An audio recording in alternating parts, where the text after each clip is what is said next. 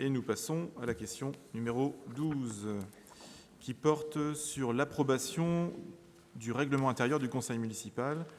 Et le rapporteur pour cette question est Madame Peggy Cochat.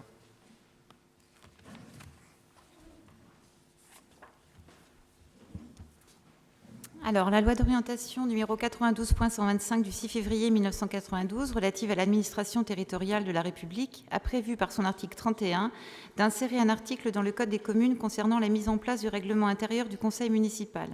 Ainsi, et conformément aux dispositions de l'article L. 2121.8 du Code général des collectivités territoriales, le conseil municipal dans les communes de 3500 habitants et plus établit son règlement intérieur dans les 6 mois qui suivent son installation. Le conseil municipal définit librement le contenu du règlement intérieur. Doivent toutefois figurer un certain nombre de dispositions obligatoires telles que celles fixant les modalités de consultation des dossiers soumis à délibération, celles fixant le régime des questions orales formulées par les conseillers municipaux en cours de séance, celles fixant l'organisation du débat d'orientation budgétaire. Le présent règlement intérieur est structuré en plusieurs thèmes, notamment les travaux préparatoires, la tenue des séances, les débats et le vote des délibérations, les commissions et les comités consultatifs, les dispositions diverses. Après examen en commission des finances, il est proposé au conseil municipal d'adopter le règlement intérieur dont le document a été remis à chacun de ses membres.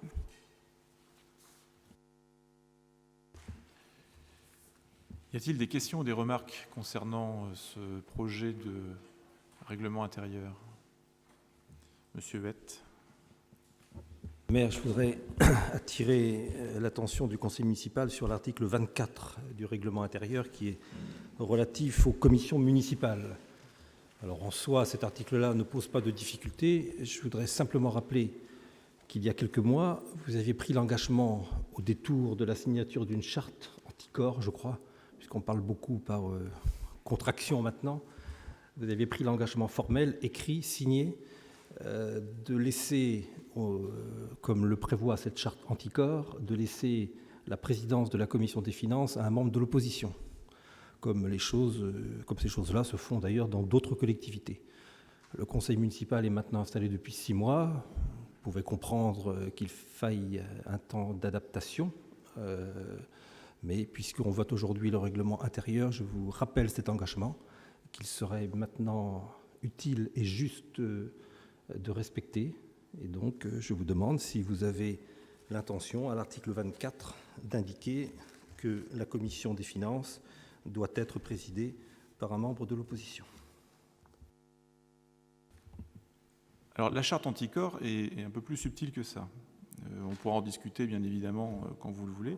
C'est-à-dire que la commission officielle, j'ai envie de dire, des finances d'un conseil municipal, continue à fonctionner de façon tout à fait classique.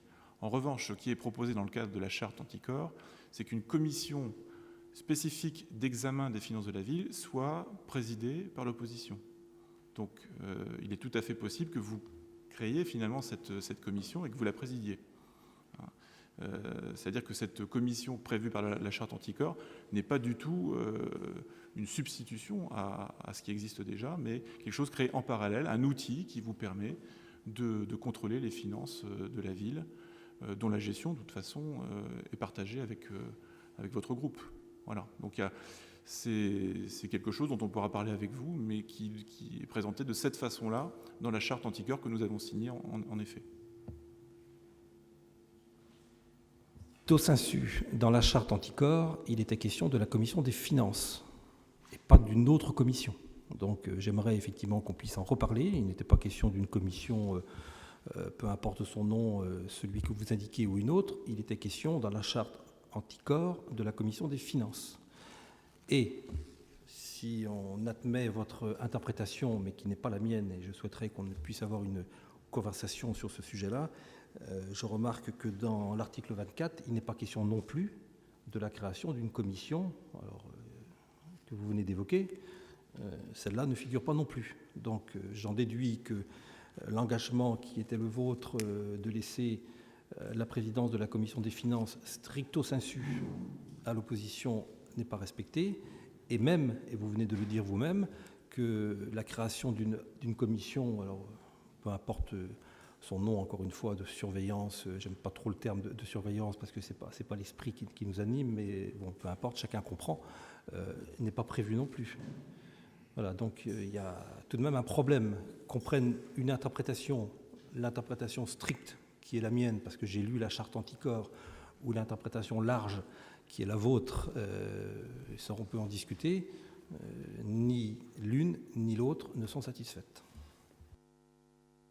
Alors, la charte est claire, hein, elle parle d'une commission des finances, et pas de la commission des finances. Mais on pourra en parler avec vous. Nous avons rencontré d'ailleurs le représentant de cette charte anticorps dans le Sud-Manche, qui habite à Carole, et que nous pourrons rencontrer ensemble. Vous verrez que les choses sont relativement claires. Il n'y a aucun souci. Madame Cochat, vous voulez rajouter quelque chose ? Juste une petite précision avant de passer au vote pour l'approbation du règlement intérieur, c'est que pour que les choses soient bien claires, le règlement intérieur a été travaillé en pleine collaboration avec les élus du groupe minoritaire, puisque nous avons eu l'occasion de nous rencontrer à plusieurs reprises avec Madame Leroy qui a participé à la rédaction de ce règlement intérieur. Je ne nie pas ça, mais c'est la règle dans tout conseil municipal ou dans toute assemblée délibérative que le règlement intérieur soit négocié, soit construit avec l'opposition. Ça se fait partout, donc il ne faut pas en tirer non plus une gloire extraordinaire, c'est la moindre des choses, mais Madame Leroy vous a rappelé ce que je viens de vous dire aussi. Tout à fait, et nous avons de nouvelles séances de travail prévues avec Madame Leroy, notamment pour travailler sur la commission éthique. Un petit rappel, moi il ne me semble pas que dans la mandature précédente, l'opposition ait pu participer à la construction du règlement intérieur. On n'avait pas été conviés à ce genre de réunion. Vous avez un mauvais souvenir, ou vous n'étiez pas présent, mais toujours, dans les 2 municipalités précédentes, le règlement intérieur a été construit avec l'opposition. Toujours.